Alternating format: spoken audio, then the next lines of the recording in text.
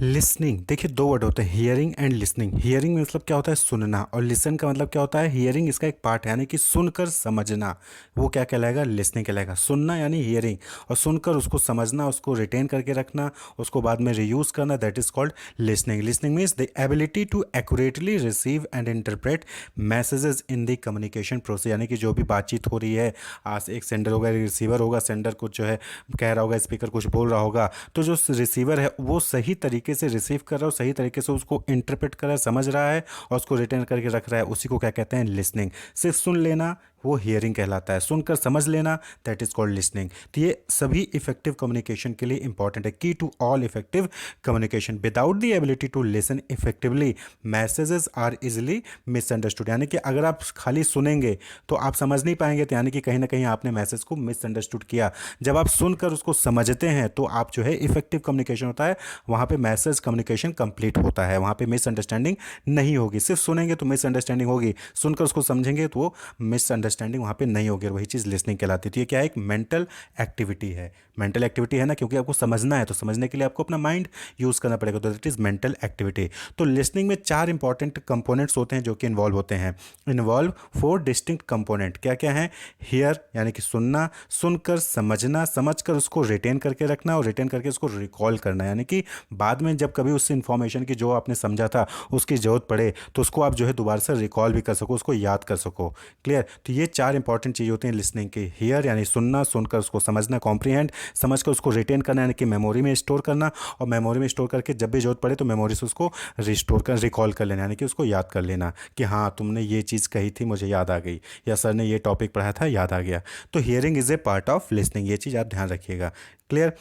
Next जो है आप टॉपिक बात कर लें कि टाइप ऑफ लिसनिंग। तो टाइप ऑफ लिसनिंग यानी कि कितने टाइप की लिसनिंग होती है, अलग अलग टाइप की है। जैसे कि एक होता है बायस्ड और सिलेक्टिव लिसनिंग, में आपने बहुत लोगों को देखा होगा कि उन्हें जो सुनना है सिर्फ वही सुनेंगे, बाकी सब बातें भूल जाएंगे, उनके जो काम की चीज़ें वही सुनेंगे, बाकी सब भूल जाएंगे। तो दैट इज कॉल्ड बायस्ड और सिलेक्टिव लिसनिंग, यानी कि the listener wants to hear only what she और ही वांट्स टू लिसन, उसको जो सुनना होगा, उनके जो काम की चीज़ होगी सिर्फ वही सुनेंगे, बाकी नहीं सुनेंगे। दैट इज कॉल्ड बायस्ड और सिलेक्टिव लिसनिंग। दूसरा है सिंपैथेटिक लिसनिंग। सिंपैथेटिक लिसनिंग में क्या होता है कि यहाँ पे आप जो है केयर शो करते हो, किसको, दूसरे को। सिंपैथी मींस कि दूसरे की फीलिंग्स को समझ लेना, ठीक है। Shows the caring attitude of listener, आप भी जो है उसको केयर दिखाने लगते हो। This type of listening occurs among close friend और रिलेटिव्स में, क्लोज फ्रेंड्स में आप क्या है, सिंपैथी शो करते हो, तो वही चीज़ सिंपैथेटिक लिसनिंग कहलाता है।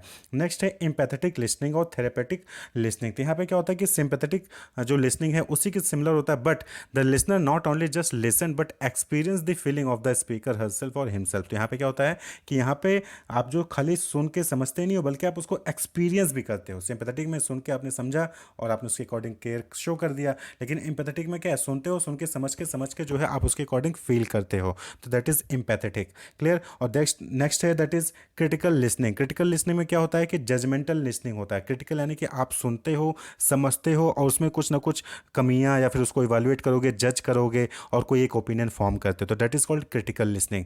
एक होता है ना कि भाई आपने जो बोला हम समझ गए, ठीक है। दूसरा होता है आपने जो बोला हम समझे, समझने के बाद उसमें उसको इवैल्यूएट करेंगे कि जो आपने बोला वो सही बोला है या गलत बोला है, गलत बोला है तो उसको करेक्ट करेंगे, तो critical listening. Clear. Understanding what is said and evaluating, judging and forming an opinion. तो बिजनेस में ये क्रिटिकल लिसनिंग बहुत ही इंपॉर्टेंट रोल प्ले करता है। डिसीजन मेकिंग हो गया, सिचुएशन को एनालाइज करना हो गया, या फिर किसी प्रॉब्लम का सोल्यूशन फाइंड आउट करना हो गया, तो वहाँ पे क्रिटिकल लिसनिंग की जरूरत पड़ती है। Clear.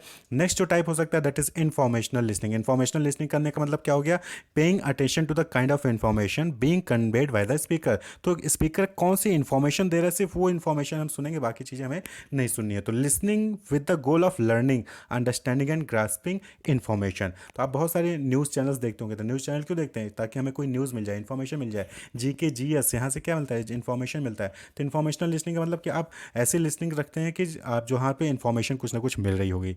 Appreciative listening. Appreciative listening क्या कहता है कि listener seek certain information which they will appreciate and meet his her need and goal. तो यानी कि यहाँ पे क्या होता है कि जो लिसनर होता है वो कुछ ऐसा इन्फॉर्मेशन उसको चाहिए होता है जिससे उसको अप्रिसिएशन मिलेगा, यानी कि कहीं ना कहीं उसके कोई ना कोई नीड या फिर कोई गोल उसका पूरा होगा। जैसे कि आपको आराम करना है, रेस्ट करना है, तो आप जो है एक क्या कहते हैं कि म्यूज़िक सुन लेते हैं या फिर कोई मूवी देख लेते हैं, तो दैट इज़ अप्रिसिएटिव लिसनिंग, जिससे कि आपका कोई नीड है गोल कंप्लीट हो रहा है। इफेक्टिव लिसनिंग क्या होता है? देखिए, इफेक्टिव लिसनिंग का मतलब कि जो लिसनिंग है वो इफेक्टिव है, सही तरीके से आपने चीज़ों को समझा है और आपने साथ ही साथ रिस्पॉन्ड भी किया है। तो actively absorbing the information given to you by a speaker, तो जो भी इन्फॉर्मेशन स्पीकर दे रहा है आपने एक्टिवली एब्जॉर्ब किया, यानी कि उसको सुना है, उसको समझा है और उसको रिटेन किया है। Showing that you are listening and interested, आप शो करते हो कि आप सुन रहे हो और आप इंटरेस्टेड भी हो, आप उसको सुनना चाहते भी हो। And providing feedback to the speaker so that he और she knows the message was received, यानी कि आप सुनने के बाद, समझने के बाद रिसीवर को, जो सेंडर है, स्पीकर है,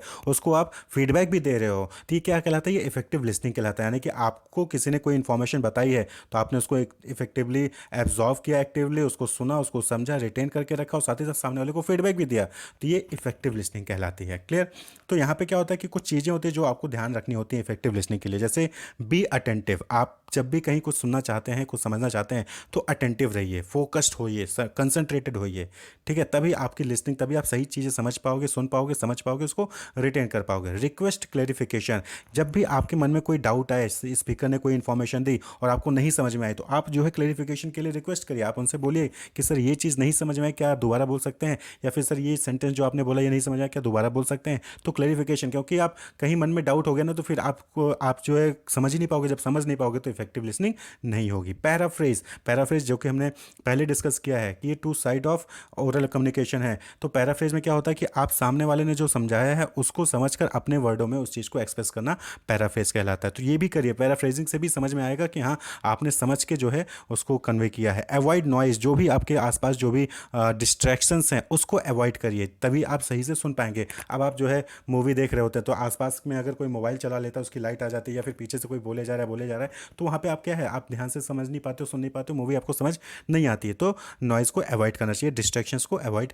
करना चाहिए। ठीक है? प्रायोरिटाइज लिसनिंग ओवर स्पीकिंग, यानी कि यहाँ पे क्या है, अगर आपको इफेक्टिव लिसनिंग चाहिए तो बोलने से ज़्यादा आप सुनने पे ध्यान दीजिए।